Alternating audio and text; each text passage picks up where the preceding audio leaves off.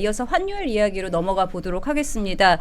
원달러 환율이 오늘 장 초반에 1,484.9원에서 출발하면서 연고점을 위협했는데요. 외환 당국의 구두 개입 발언이 전해지자 수직으로 하락하는 모습을 보였습니다. 현재 이제 대한민국 환율 급등 상황과 또 정부의 이런 구두 개입에 따른 시장 반응과 우려가 정말 심각한 상황인데요. 정부가 환투기 세력과의 전쟁까지 선포하면서 강력한 구두 개입에 나섰지만 시장에서는 이를 본질을 외면한 섀도우 복싱이라고 비판하고 있는 상황입니다. 근본적인 경제 펀더멘탈 개선 없이 메시지만으로 이렇게 환율을 잡는 거 이게 가능하다고 보십니까? 그래서 먼저 하나 지적하고 싶은 게 대통령이 이제 이재명 대통령이 업무 보고를 하면서 온갖 뭐 탈모다 환빠다 온갖 얘기를 다 했잖아요. 정작 환율 얘기는 하질 않았어요. 네, 맞습니다. 환율 때문에 지금 나라 경제가 이렇게 어렵고 한데도 환율 얘기를 하지 않았거든요. 굉장히 무책임하다는 말씀을 드리고 이게 이제 환율이라는 게 예를 들어서 뭐 경상수지라든지 금리라든지 이제 성장률이라든지 다양한 요인에 의해서 이게 그 환율이 결정이 되는데 예를 들어서 구조적으로 어떤 문제에 대해서 대책을 얘기를 하지 않고 그냥 말로만 립서비스로만 뭐 투기 세력 때려잡겠다. 뭐 그런 걸로는 이제 시장은 이렇게 반응하는 거죠. 아, 결국은 말뿐이구나. 대책이 없구나라고 해가지고 환율을 안정시키는 데는 굉장히 제한적이라고 봐요. 그래서 정부에서는 뭐 환투기 세력 때려잡겠다 이런 겁박으로 말로만 때울 생각하지 말고 어떤 구조적인 문제를 인정하고 거기에 대한 실질적인 대책을 내놔야 시장에서는 뭔가 예측을 하고 그 환율에 대해서 반응을 하지 네. 말로는 안 된다고 생각합니다. 말로만은 안 된다 이렇게 예. 말씀을 해주셨습니다. 대변인님 좀 어떻게 보고 계신가요 요즘? 그러니까 뭐 말도 할 수 있죠. 그러니까 정부가 만약에 그러니까 말로만은 안 되지만 정부가 이렇게 어떤 조정 의사가 있는 메시지를 내게 되면 단기적으로는 환율의 폭등을 좀 막을 수도 있다.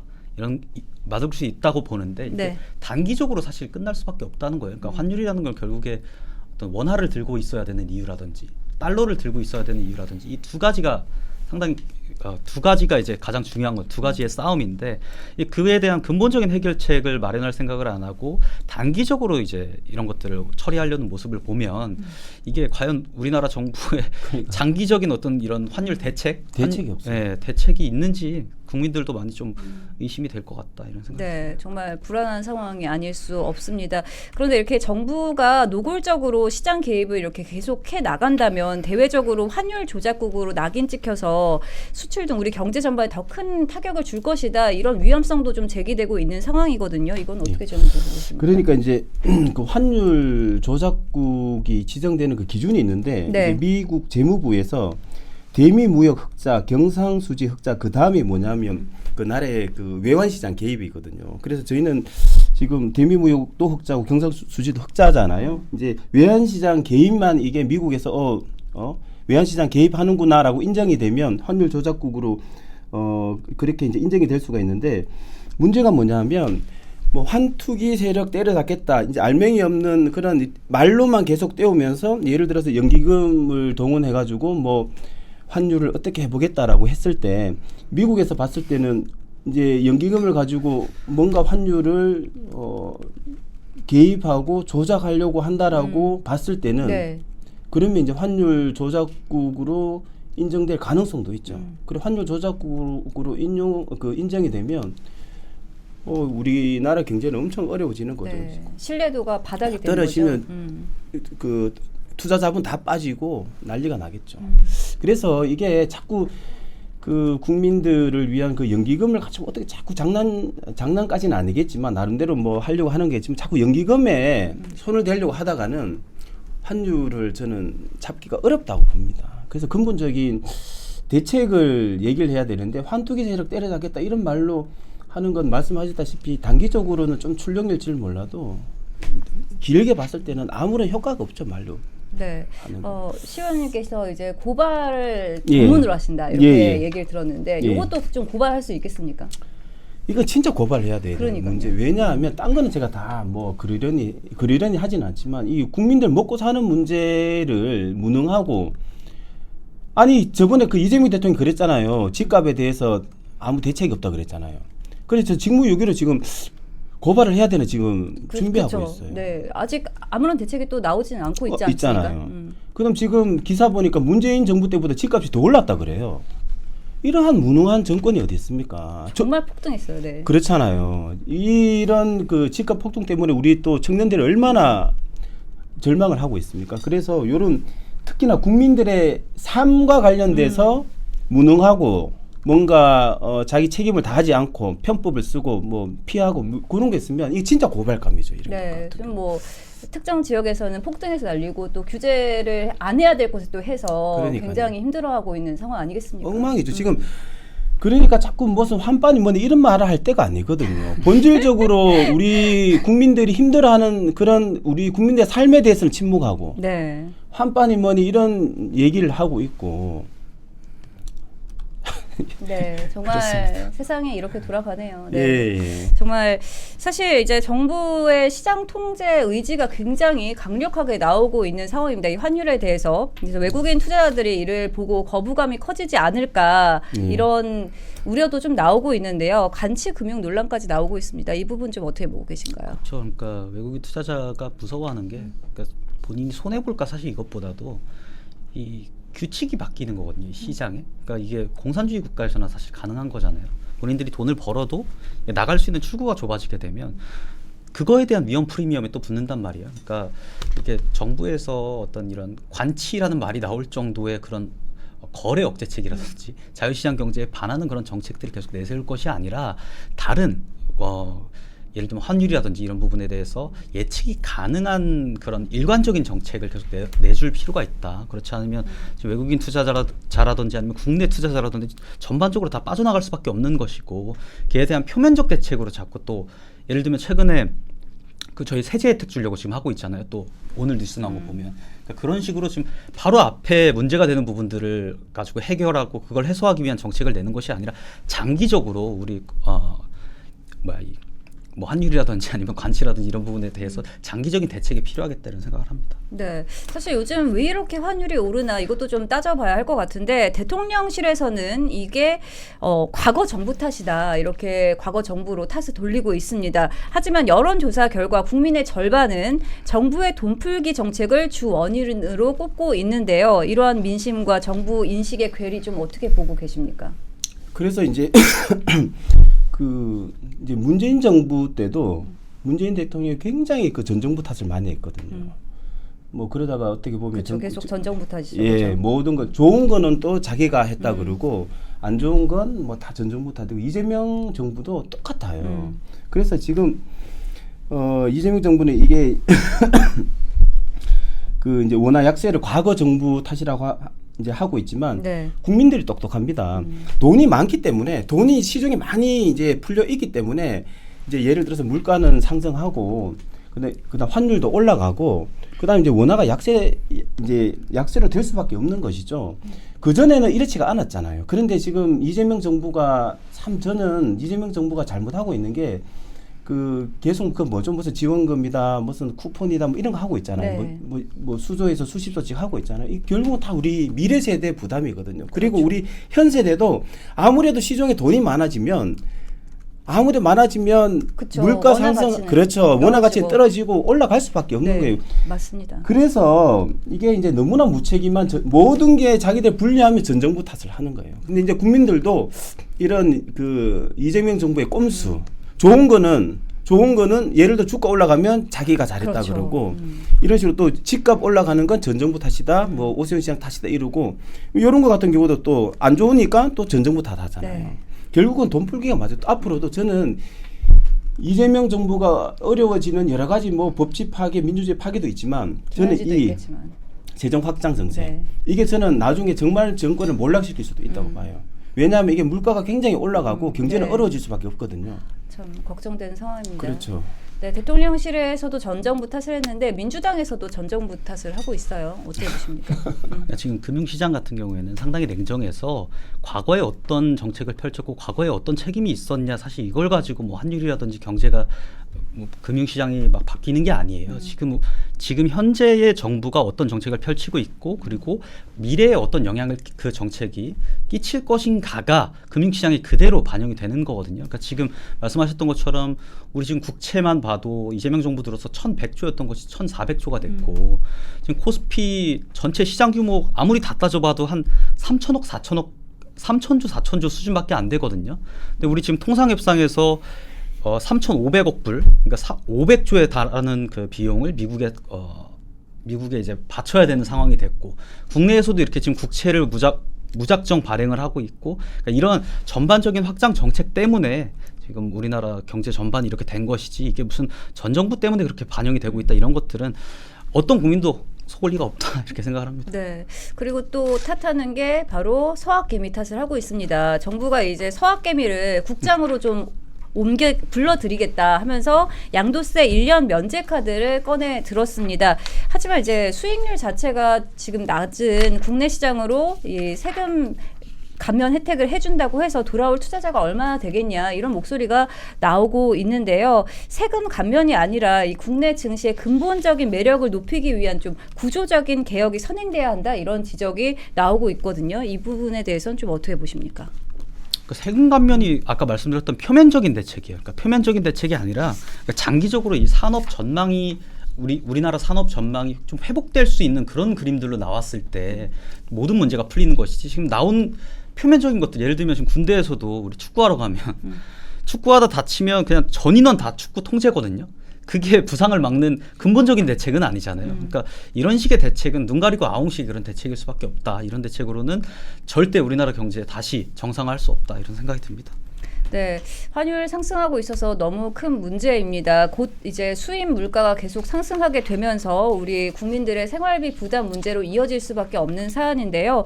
정치권이 이 정쟁을 떠나서 환율 안정을 위해서 즉각적으로 좀 합의를 할 수 있는 상황은 합의해야 한다고 생각하는데 과연 실무적인 대책에는 좀 어떤 것들이 있는지 네, 궁금합니다. 이제 일단은 이제 그 한미 간에 어떤 이제 신뢰가 이제 중요하지 않나 싶고 또 두 번째는 그게 아무래도 좀 그 해외의 이제 상황 예를 들어서 그 연준의 어떤 금리라든지 뭐 이런 부분을 이제 영향을 받는 부분이 있거든요. 그래서 이제 기본적으로 이제 민주당이 지금 이제 하는 정책들이 이제 확장 재정을 하고 있는 거죠.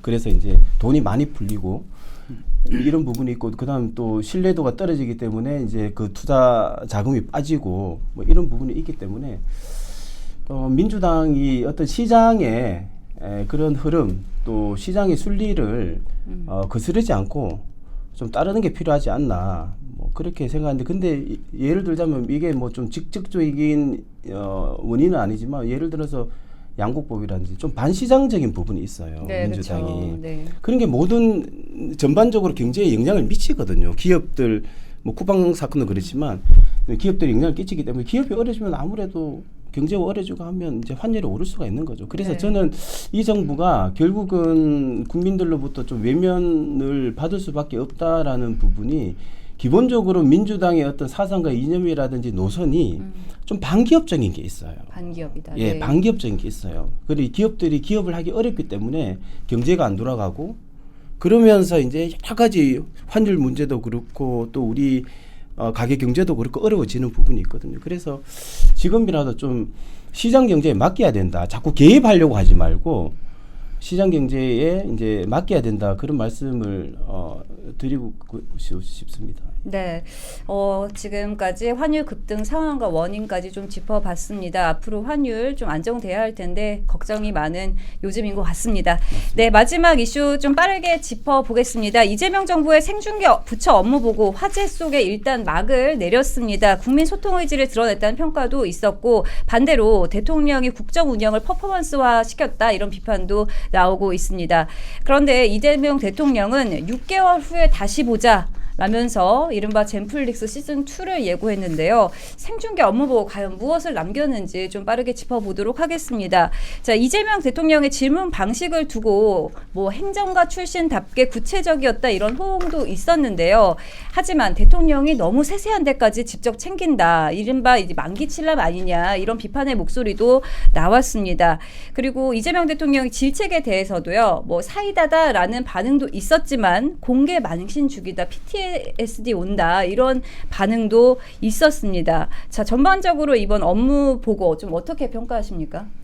그러니까 이제 대통령이면 대통령 격에 맞게 해야 될 질문도 있고 답변도 있다라고 생각하거든요. 그런데 환빠다, 뭐 탈모다, 이제 생리대 가격이 이제 비싸다고 얘기를 했는데 그 부분을 저는 굉장히 좀 주의 깊게 봤는데 이 가격이라는 게 시장의 논리로 만들어지는 거거든요. 맞습니다. 그런데 네. 예를 들어서 그 로베스트 비에르 있잖아요. 그 이제 우유를 반값 하라 그러니까 근초가 망하고 왜 근초를 반값 하라 그러니까 결국은 이게 우유값이 폭등한 그런 사건이 있듯이 이 가격이라는 건 시장의 논리로 만들어지는 건데 예를 들어서 그걸 인위적으로 낮췄을 때 그러면 질이 떨어진다거나 아니면 생산량이 감소돼 가지고 오히려 가격이 더 오를 수 있는 부분이 있다거나 여러 가지 문제가 있거든요. 그래서 그런 건 시장에 맡겨놔야 되는데 이제 자기는 이제 지금 저는 개인적으로 선거운동하고 있다고 봐요.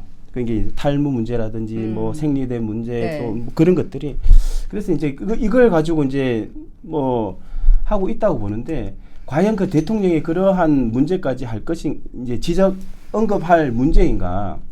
국민들은 뭐 그걸 또 이제 재밌게 보신 분들도 계시겠지만 저는 개인적으로 맞지 않다고 생각합니다. 좀 더 환율 문제.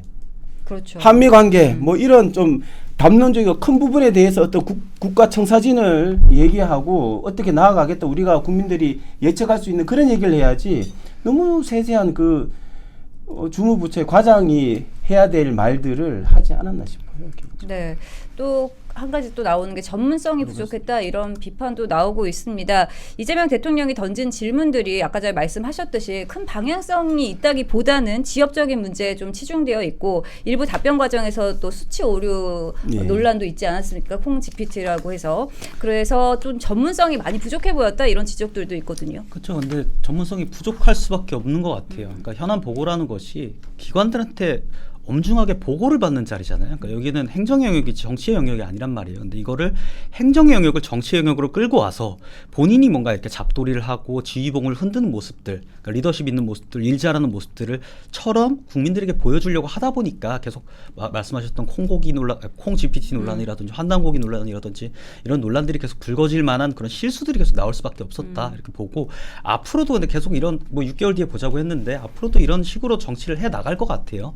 그러니까 이제는 대통령이 됐으면 우리 국민들 중에 아무리 이재명 대통령을 지지하지 않는 그 국민들이라고 하더라도 우리나라가 망하는 걸 보고 싶진 않단 말이에요. 근데 지금 계속해서 이 행정을 할 생각은 안 하고 나 행정 잘하고 있다라고 국민들께 보여주는 그런 정치의 영역으로만 이 국정을 접근을 하고 있다 보니까 더욱이 걱정이 안 될 수가 없는 것 같습니다. 네, 전문성뿐만 아니구나 또 이제 현실 가능성, 실현 가능성에 대한 논란도 좀 있습니다. 이재명 대통령 지지 사항들이 보면은 실무 장관들이 현실적으로 어렵다라는 취지의 해명들을 계속해서 내놓고 있는 거거든요. 결국 생중계 부처 업무 보고가 이 보여주기 쇼에 불과한 거 아니냐 이런 지적이 나오고 있습니다. 이런 지적 좀 어떻게 보셨나요? 그래서 저는 이제 일례로 그 이제 생리대 가격이 왜 이래 비싸냐라고 발언을 했어요. 네. 하고 제가 이제 이거는 아니다 싶었어요. 왜냐하면 가격이라는 건 시장의 논리로 만들어지는 거거든요. 맞습니다. 인위적으로 개입했을 때는 탈이 나는 거거든요. 그래서 제가 댓글들을 보니까 찬반이 팽팽해요. 제가 보니까 뭐 왜 정부가 개입하냐 이런 댓글도 있는 반면에 실질적으로 너무 비싸기 때문에 이 말은 맞다 이렇게 이제 공감하는 분들도 계셨는데 그래서 이제 저는 뭐 이걸 개인적으로는 선거를 노리고 뭐 그렇게 이제 얘기를 했다고 생각하는데 예를 들어서 생리대 가격 낮출 수 있을까요? 못 낮춘다고 봐요. 왜냐하면 낮췄을 때는 그 또 많은 부작용들이 생길 수 있기 때문에 네. 결국 그냥 말뿐인 거예요. 말 그대로. 말로만 이렇게 계속 하고 있기 때문에 저는 요 했던 걸 이제 실현되는지 안 했는지 지켜보고 있다가 이거는 이제 저는 공세를 하려고 해요. 아, 네. 그때 이제 그때 소비되는 식으로 툭툭툭 던져가지고 다 해당되는 사람들은 지지를 받고 호응을 받고 하거든요. 그렇죠. 나중에는 나몰라라 할 거예요. 제가 봤을 때는. 그래서 그걸 이제 끝까지 한번 지켜보려고 합니다. 좀 탈모약도 그렇지 않습니까? 그렇죠. 그 툭 던지니까 탈모 있으신 분들은 호응을 하죠. 네. 근데 과연 그게 실현이 되느냐, 그걸 저희 지켜봐야 되거든요. 근데 실현됐을 때를 저희가 한번 챙겨봐야 됩니다. 그냥 네. 툭 던진 게 아닌가 싶어요, 개인적으로. 네. 실현 가능성이 거의 없을 것 같습니다. 그렇죠. 네. 지금 보험료 같은 경우에도 재정 건성이 굉장히 빡빡하거든요. 네, 사실 고압적인 태도 논란도 있었는데요. 이재명 대통령이 관료들의 말을 자르거나 공개적으로 망신을 주는 모습이 상명하복을 강요하는 고압적인 태도로 비춰서 국민들에게 거부감을 줄 수 있다 이런 지적이 있습니다. 실제로 좀 PTSD 왔다는 사람들도 있고 어떻게 보십니까? 그렇죠. 그러니까 이런 식으로 공개 보고를 하고 대통령이 때려잡는 그런 모습들을 보이려고 연출을 하다 보면 공무원들이 올바른 보고를 하는 것이 아니라 내가 안 얻어맞을 보고를 하게 되거든요. 그러니까 그러다 보니까 대통령이 투명하게 담백하게 받아야 될 보고가 국민들께 보여지는 쇼잉 보고가 될 수밖에 없잖아요. 그러니까 고압적으로 이렇게 때리는 보고도 문제지만 심지어는 지금 국민의힘 측 인사들에 대해서만 더 고압적으로 하고 있기도 하고 그러니까 이런 식의 공개 보고는 국민들 보시기에 본인은 이제 선거운동한다고 생각할 수 있겠지만은 그게 오히려 악영향으로 앞으로 다가올 확률이 높다 이렇게 생각합니다. 네, 내로남불 논란도 있습니다. 이재명 대통령이 기관장들에게 자기가 사인한 문서의 내용도 모르는 것은 말이 안 된다라면서 강하게 질책을 했었는데요. 사실 과거 대장동 사건이나 대북 송금 사건 당시 본인이 결제한 문건에 대해서 잘 모른다라거나 이건 실무자의 일이다라고 했던 모습과 너무 대조적이다 이런 비판이 나오고 있거든요. 그렇죠. 뭐 이런 말들을 보면 웃음밖에 안 나는데 네. 그래서 이게 저는 정치가 아무리 이게 참 그 정글 같은 곳이라도 최소한의 어떤 염치라든지 최소한의 어떤 그런 도덕성이라든지 그런 건 있어야 된다고 보거든요. 아무리 정글 같은 곳이라도 이게 너무 하잖아요. 이게 네. 자기는 김문기 씨부터 해가지고 다 불리한 건 모른다라고 다 발뺌하고 모른 척하고 실제로 그렇게 연기를 해놓고 막상 그 자기들 부하한테는 자기가 사인한 문건의 내용도 모르냐고 이게 사실 이거 질책할 것도 아니거든요.